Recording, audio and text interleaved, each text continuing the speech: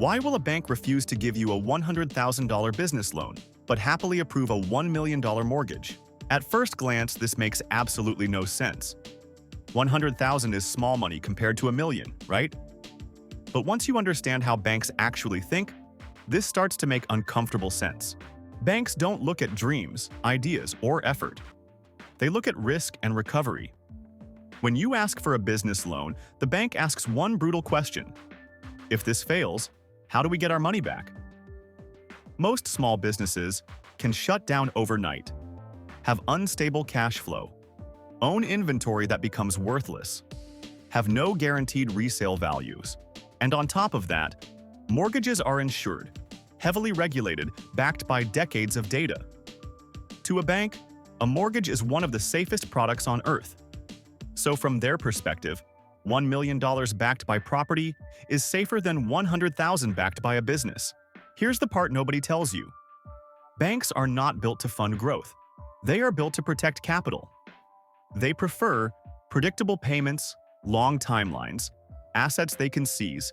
They don't want uncertainty, they don't want volatility, they don't want experiments. And small businesses are exactly that. A mortgage doesn't just give you a home. It locks you into a job you can't quit, payments you can't miss, a system you can't escape easily. From a bank's perspective, that's perfect. You stay employed, you stay compliant, you stay paying interest for decades. A business loan, on the other hand, might do something dangerous. It might make you independent. The system rewards consumption over creation, debt over ownership, stability over innovation. Banks don't ask, is this business smart? They ask, how controllable is this borrower? A mortgage makes you predictable. A business makes you unpredictable. And banks hate unpredictable. Imagine two people. Person A wants $100,000 to start a business inventory, marketing, a small warehouse, 2 employees. The business could make money, or it could struggle for the first year. The bank sees no guaranteed income, no hard assets, no resale value if things go wrong. Now here's the catch. Even if the business owner has experience, a solid plan, actual customers lined up, the bank still says no. Why? Because plans don't pay banks back. Assets do. Person B wants a $1 million mortgage. They have a stable job, a credit score, a down payment. Even if their job is boring, replaceable, or unfulfilling, the bank loves them. Why? Because every month salary comes in, mortgage payment goes out, interest keeps flowing, and if something breaks, the bank doesn't negotiate. They take the house. The system trains behavior. Over time, this creates a pattern. People learn it's safer to buy a house than start a business.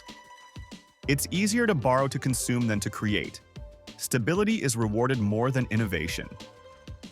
So the system quietly nudges people toward jobs instead of ownership, salaries instead of profits, debt instead of leverage. Here's the irony. Small businesses create jobs, power the economy, drive innovation, build communities. But they are treated as high risk. Meanwhile, massive mortgages, corporate bailouts, asset bubbles are treated as normal. The system isn't broken. It's working exactly as designed. Let's talk about Canada, because this isn't abstract here. This system has reshaped daily life. Housing became the main investment, not businesses. In Canada, lending policies quietly told people one thing: don't build businesses, buy houses. Money flowed easily into mortgages, refinancing, HELOCs, investment properties. But not into small manufacturing, local retail, startups, innovation. So instead of building productive assets, Canada built speculative assets. Houses stopped being homes. They became financial instruments. People weren't getting richer by earning more. They were getting richer on paper by borrowing against rising home values, using debt to consume, leveraging appreciation, not output. You didn't need to invent something, hire people, export value. You just needed to already own property. That's not growth. That's asset inflation. If you found this useful, you're probably building something outside the system. Subscribe if you want more honest explanations like this.